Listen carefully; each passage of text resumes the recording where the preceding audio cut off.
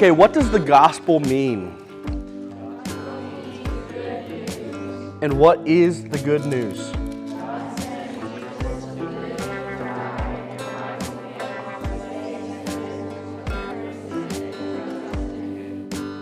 Who is Jesus?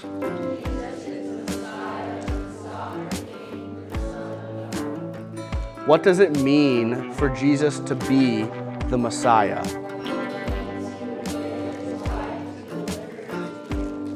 What does it mean for us to follow the Messiah?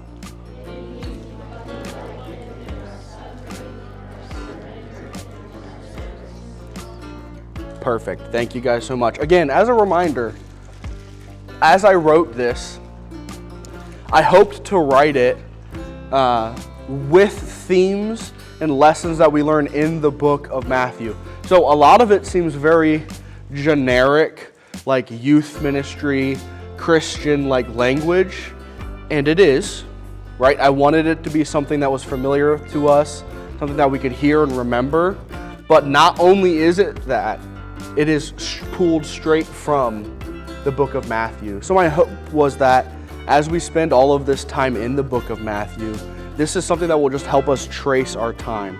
It will help us stay consistent because as things change, right? Sometimes I just get in front of you in a lecture.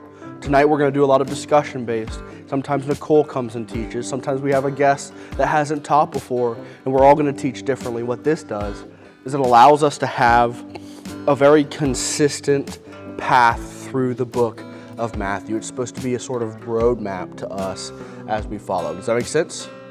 Okay, wonderful. So, tonight we are in Matthew chapter 5, verses 13 through 16. But before we read those verses, what I want to do is I want us to read the Beatitudes again as well, because I think that the Beatitudes help prepare us for this passage. So, do I have somebody that wants to read Matthew 5, verses 1 through 7? Okay, Andrew, who wants to read verses 8 through 12? Ethan, not this table anymore. Who wants to read verses 13 through 16? Matthew chapter 5, JT, that would be excellent. Okay, 13 through 16, but you're going to wait for Andrew and Ethan to read first. Okay, Andrew, go ahead, friend. Thank you, guys. Okay, so we need to talk about salt and light. Those seem like our main themes in verses 13 through 16. Last week, we talked about how the Beatitudes were an explanation of the life that a believer should already be living. They weren't telling us what it means to become a believer. They were telling us what we do when we are already a believer. They're reflections and attributes that when we accept Christ in our heart, we now have those and we show those. That's the way that we live our lives. What we interact with in verses 13 through 16, the follow-up of those Beatitudes, are the actions that come along with these attributes. So we should be gentle. We should be meek, right? We should be hungry and thirsty. We should be seeking righteousness. But now, how do we do that thing? So, Matthew starts by telling us that we are the salt of the world. Does anybody know, I think that I can come up with in my research 5 uses of salt in the ancient world. What's just one of those uses? Yeah. Preservation, definitely true. Purifying things. Purification, definitely one of the 5. We have 2 of them. Trade, for sure. That's one I didn't have, and you're 100% right. What else? What do we use salt for today? The roads. Huh? The roads. Okay, the roads. Not quite what I was thinking, but also a function of salt. Yeah, for flavor, for taste.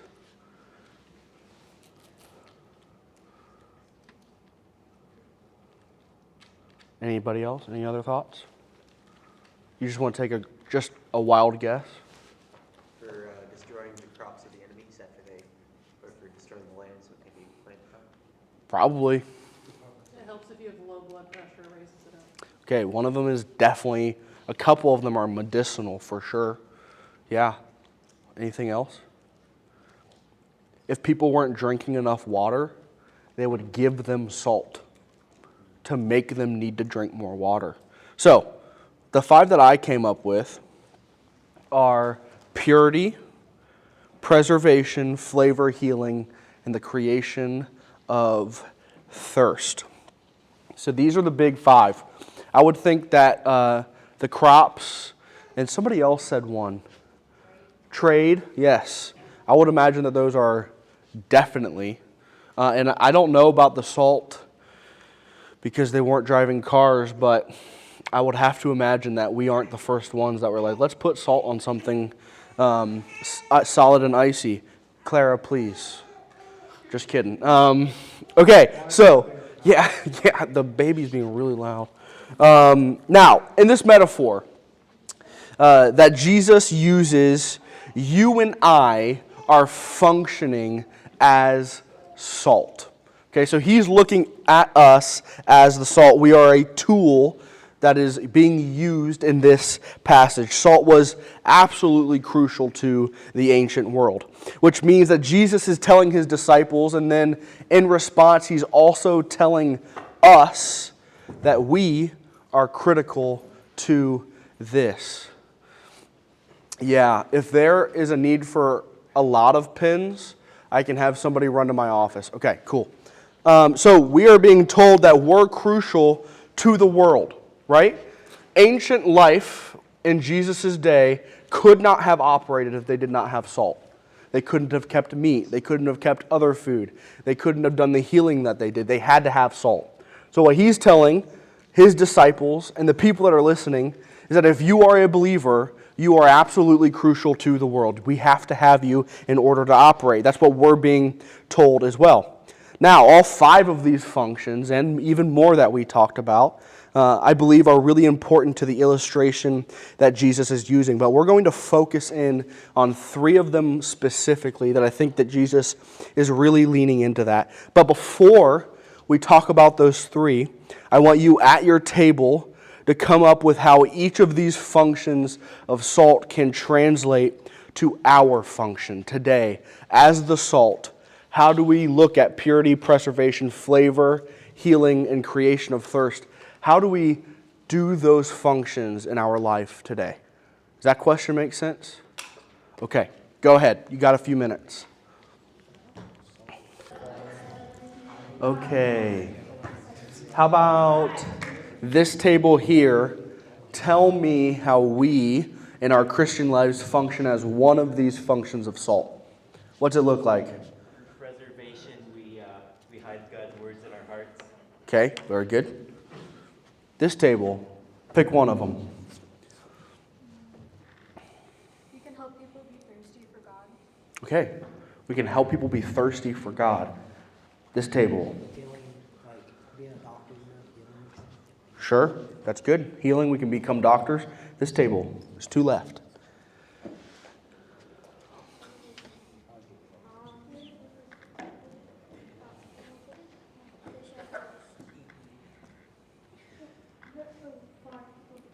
Hey, Clay, answer one of them.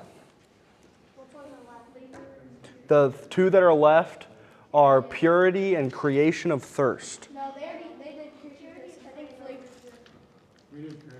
Okay, flavor and purity.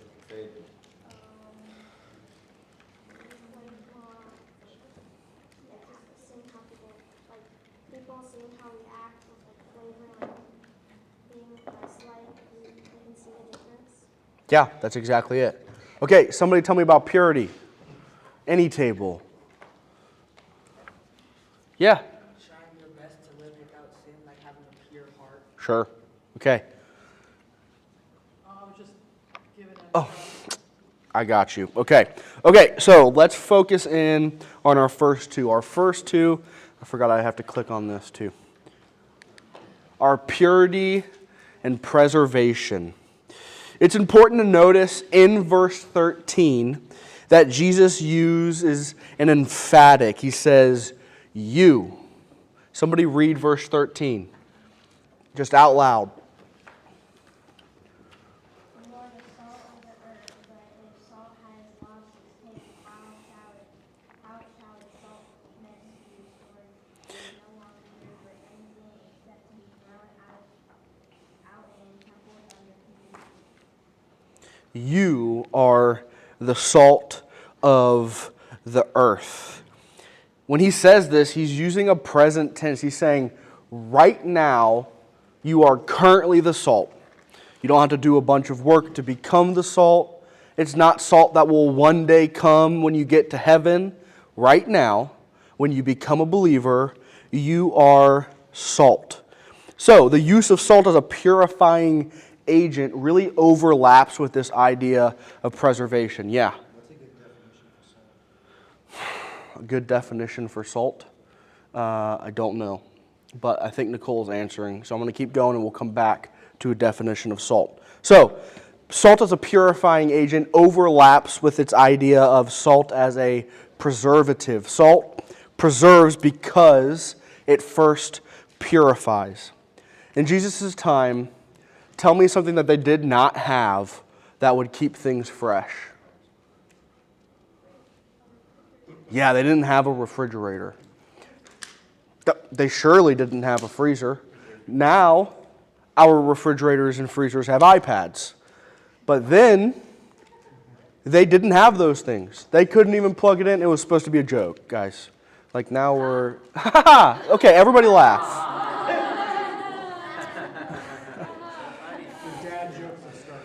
That's not even a dad joke. It was just a good joke.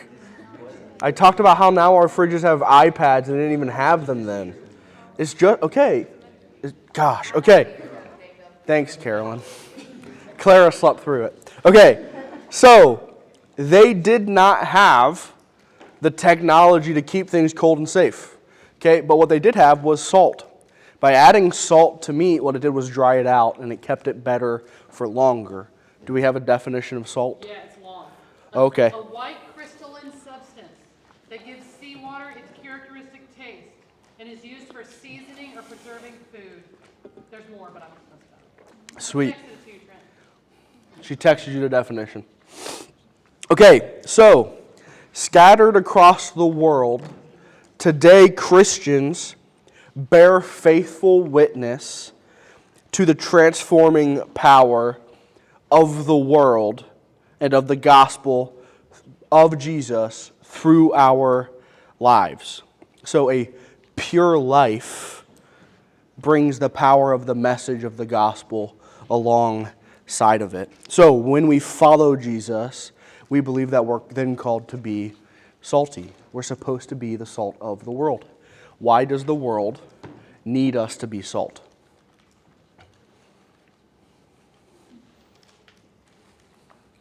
What does salt do to the meat? Abby, you can answer. Okay. What does salt do to meat? Flavors it. Okay.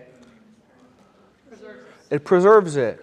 What happens if it doesn't preserve it? What happens to the meat? It gets nasty, right? Mold would grow. It would begin to stink. It would turn colors. It begins to decay. Okay? What do we think happened in the Garden of Eden? What began to decay? Everything began to decay. The world we live in now is in active decay. It's dying. Okay, the world is dying. That's why, this morning I get on stage to close a service that was challenging by Pastor Jeff, but for all intents and purposes, like a pretty positive morning. And instead of us going, we are sent, and walking out happy, we have to have news like a woman that goes to our church passed away. It was unexpected. It's unfortunate. And now people are going to be like spending real-time mourning right? Our world is in decay. The things around us are falling apart. And so what did they use in ancient times to prevent decay? Salt. So we're supposed to be the salt in the world. We are supposed to show our world that is in a state of decay, preservation, and purity. So the world around us needs to be purified and preserved, and you and I are the agent that's responsible through the power of Christ, and we are given a mission of being salt on the earth. Our next illustration is flavor. The third illustration I want to focus on is flavor. In today's world, what would you say of our list of 5 is the one that we use the most? Flavor. Okay, just answer. It's okay to get it wrong. There's only 5 options. Okay, we probably use flavor the most, right? Not many of us are going hunting and then going to our back shed and rubbing raw meat with salt and then coming back out to it several weeks later to find a very tough jerky-like meat and then eating it at home with our families. Who here is doing that at home? Are you doing it? I love that, Jolene. That's awesome. Most of you are not like their family, and you're not doing this. So, for the most part, would you say that are any of you getting horrible skin wounds and then putting salt into it at home? Yeah, you're a liar. Gracie's like, Gracie, I kind of believe it. Who here is at home and you have like a slight fever and your mom feels your forehead and she's like, have you been drinking water? And you're like, no. And she's like, and then just puts table salt down there. Who has had that happen? Okay, good. I did that to Gracie in the DR. I gave her salt tablets. Hey, that's true. You've had that happen too? Yes. Some wild stuff's happening over here. You guys use salt a lot more than the rest of us, I think. Okay, so for the most part, we're just using salt to flavor the food that we eat. In ancient times, salt was different than it was right now, and it was very vulnerable to becoming contaminated.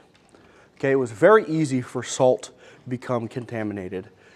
So whether it was a bacteria, whether it was mixed with another dry substance it wasn't supposed to, whether any rain got on it at all of the salt would become contaminated, and then what would happen is it would become virtually useless.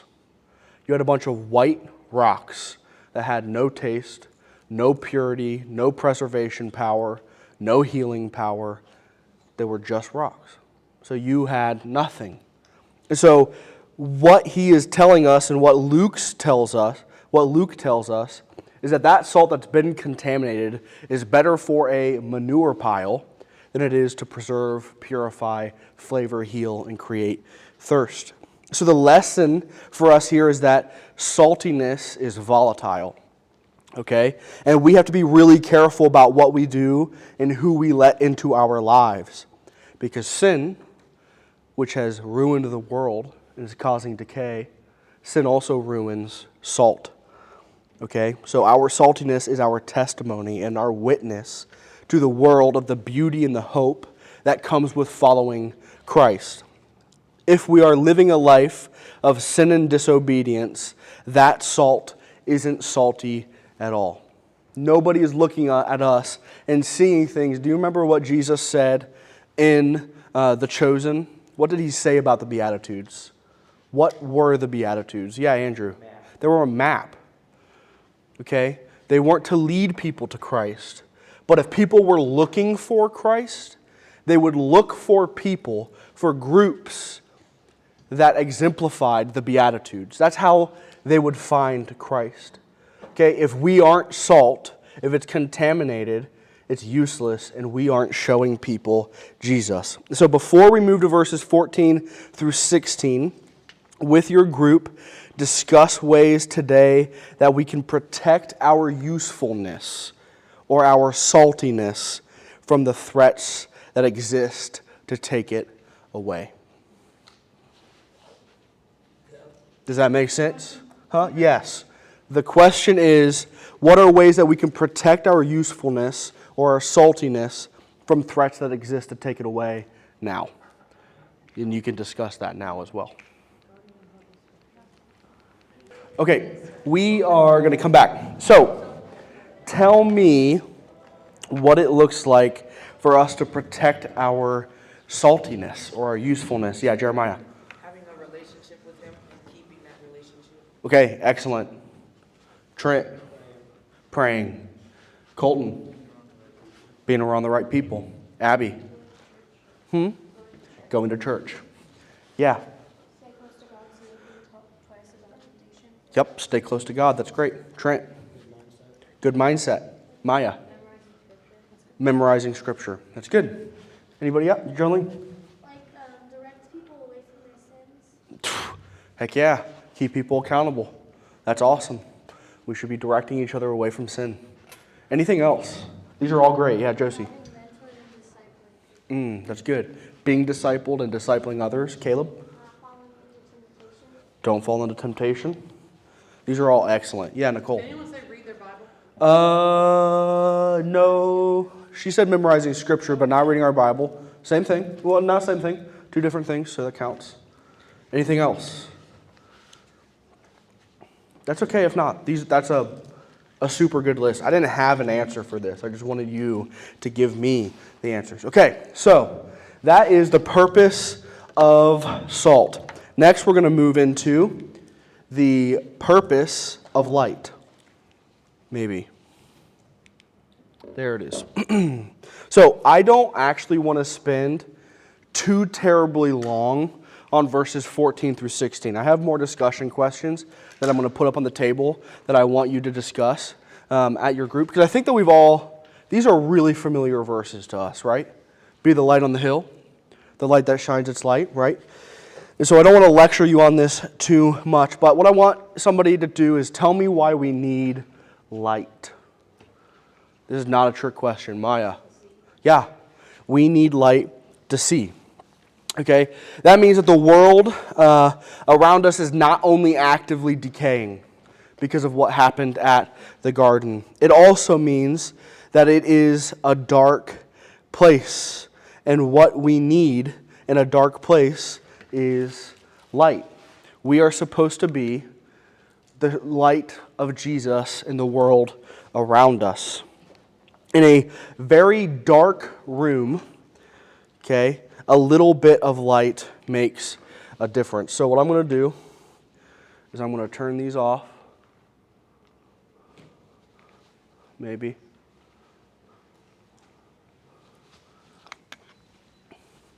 And then I want James, we're going to do an active illustration tonight. I want James to go ahead and, hey, we're going to turn the lights off. Okay? The lights are going off. You're scaring me. Okay. It's quiet. Okay. Hey, guys, just be quiet for a second. So, when it is dark, when the lights are off, a room gets very dark. But if there's just a little bit of light, all of a sudden you can see pretty well. Like, look at the people around you. You could tell me who's at this table. Clay, please be quiet. You could tell me who's at that table, okay? So this is just one light. So in an illustration, in a world that's dark, when there's one light, that one light makes an impact. So now everybody get your phone out. If you have a phone, Maxon. If you don't have a phone, just don't say anything. If people with their phones have their lights on, everybody kind of flash it in a different direction, okay? When we are all in a dark room and we all have our flashlight on, all of a sudden, you can pretty much see the whole room. I can see details in the room. I could tell you about, like, specific people. I could tell you how many chairs, I could count the chairs, right? So when there's a lot of lights in a dark room, we can see much better. Okay, James, you can turn the light on. Okay, so let's focus back in. The point here being that when we are together, right, this is some of the importance of being in a church family. When we are together, we are all active lights, right? And when lights come together, like all the lights that are on in this room now, all of a sudden the dark place is lit up. It has a big impact.